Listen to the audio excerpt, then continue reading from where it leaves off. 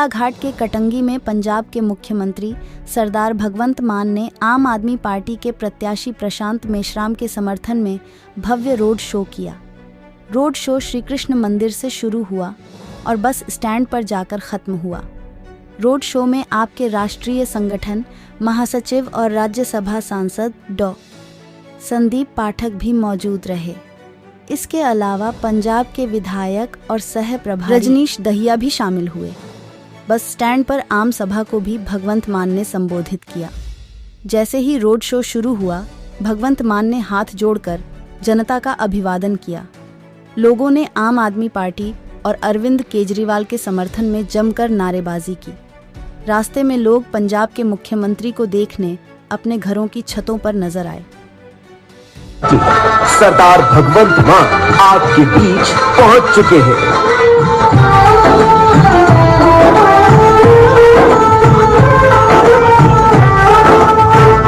आपके हरमन प्यारे मुख्यमंत्री सरदार भगवंत मान आपके बीच पहुंच चुके हैं।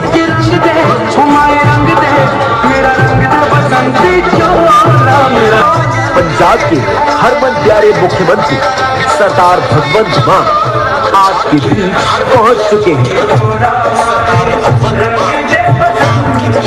पत्रकारों ने मुझसे पूछा कि आपने पंजाब और दिल्ली में ये बीजेपी की आंधी को कैसे रोका।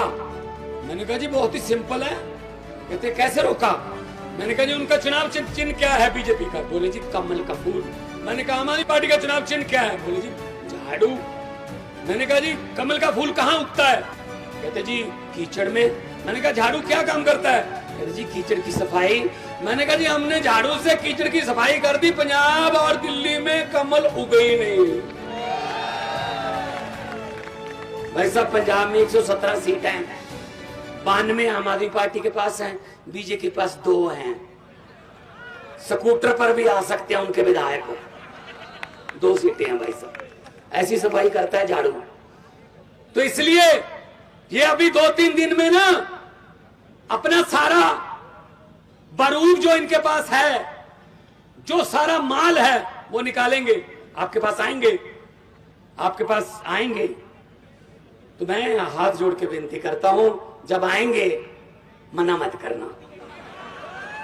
लक्ष्मी है, घर पे आए वापस नहीं करते। आप ही का माल है भाई साहब। इन्होंने कौन सा कोई खेत दीजे हुए हैं। लेकिन हाँ ये ऐसे करके बोल देना कि हाँ।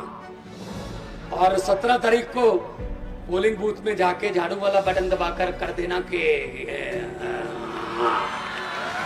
जो समझ गए वो ताली बजा दो, जिनको समझ नहीं आई उनको कितना समझदार इलाका है भाई साहब। सब समझ गए कटंगी वाले। तो ये तो काम हो गया भाई साहब। ऐसी करो भाई साहब। इन्होंने हमें 70 साल बुद्धू बनाया है। हमने क्या रजिस्ट्री करवा रखी है अपनी वोट की इनके नाम। अब ये भी पार्टियां बदल जाते, तुम भी बदल दो। अरे ये तो संविधान की ओथ लेकर बदल जाते हैं। हमने कोई ओथ तो नहीं, भगवान की ओथ लेकर जाना वोट देने। बच्चों की आंखों में देख कर जाना वोट देने के। कहां जा रहे हैं आज आप। तो जो ये काम ये देश को बर्बाद करने का कर रहे हैं, उसका एक ही हल है। जनता को एक ही मौका मिलता 5 साल में, वो भी 8 घंटे है भाई साहब। सुबह 8 बजे से 9 घंटे लगा लो, 8 बजे से शाम को 5 बजे तक 9 घंटे मिलेंगे 17 तारीख को। उन 9 घंटों में अगर होशो हवास कायम रखते हुए तीसरे नंबर का बटन दबाकर कटंगी को अच्छा बनाने का आपने निर्णय ले लिया तो भाई साहब किस्मत चमक जाएगी।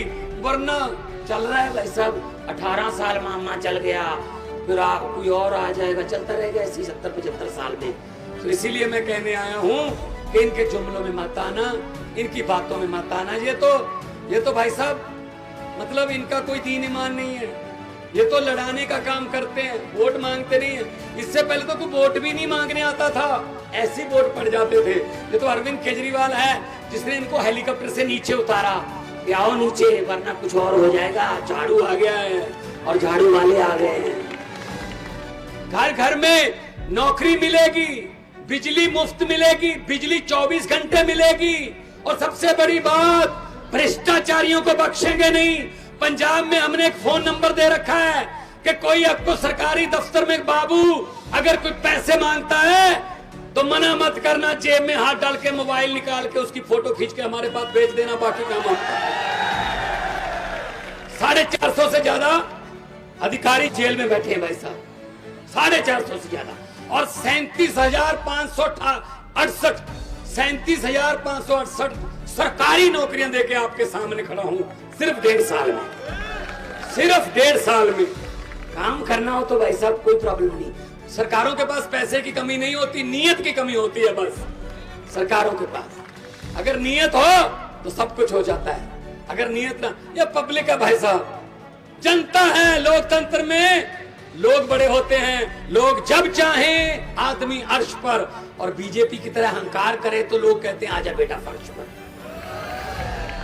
फर्श पर बड़े बड़े उतारे लोगों ने, तो इसलिए अहंकार नहीं करना चाहिए, अहंकार नहीं करना चाहिए। मैं तो यही बोलता रहता हूं जहां भी मौका मिलता है कि पंजाब से आया हूं, आप पंजाब में फोन कर लेना। बहुत से पंजाबी मध्य प्रदेश में भी आके बसते हैं, ट्रांसपोर्टर हैं, जमीनें हैं, उनसे पूछ लेना कि पंजाब में 1.5 साल में कितनी व्यवस्था बदल गई है। तो भाई साहब आओ कटंगी में भी आओ, फिर बालाघाट में भी। वो ये बोल रहे थे ना प्रशांत जी, देखो अगर आप इनके घर पे, इनके मंत्रियों के घर के सामने जाएं किसी काम के लिए, दरवाजा खुलता है, दरवाजा खुलता है। दरवाजा खुलना, जब चाय पानी की बात छोड़ दो, एक छोटी सी विंडो बनाई होती है, उसमें से पीए बोल देता है साहब आज घर पे नहीं, अगले बुधवार को आना।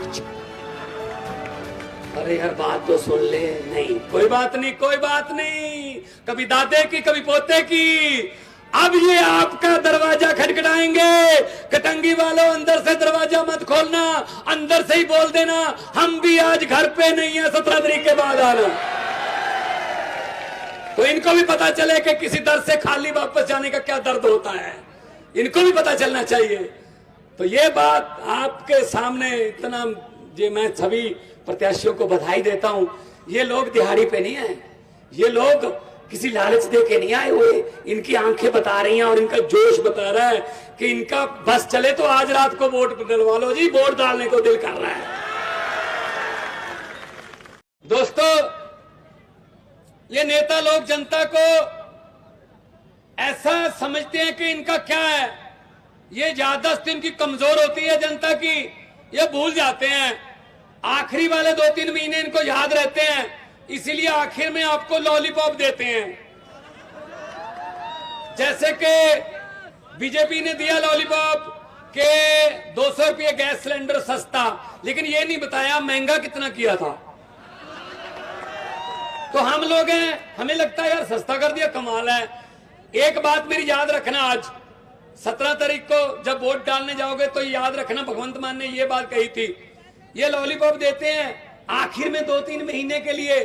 कैसे करते हैं, एक घर था, वहां बेटी की शादी थी, अच्छा घर था, जिम्मेदार लोग थे, जमीन थी, पैसा था कि लाडली बेटी है, शादी धूमधाम से करेंगे। उन्होंने उसके लिए सोने के जेवर, चांदी के जेवर, बड़े बड़े टीवी, फ्रिज, सोफा और बेड वगैरह सामान बहुत इकट्ठा किया।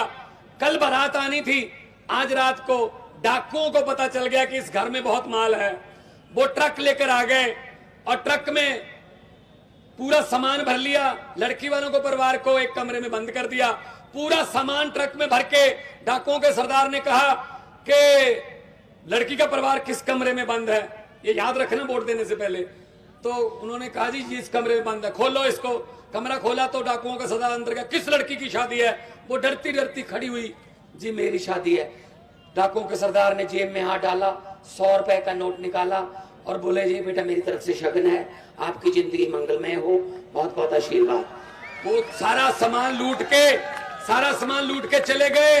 अगले दिन पुलिस आई, भाई साहब परिवार का एक भी मेंबर डाकुओं के खिलाफ FIR लिखवाने को तैयार नहीं था। बोले भले ही सारा सामान लूट के ले गए, लेकिन बंदे बड़े अच्छे थे, 100 रुपया शगन दे गए। भाई साहब हम 200 रुपए का शगन ले लेते हैं, 4.5 साल इनको लूटने देते हैं और आखिर में कहते हैं चलो देश तो लूट लिया लेकिन 200 रुपए सिलेंडर सस्ता कर दिया। ये जुमलों में मत आना, ये जुमले हैं इनके।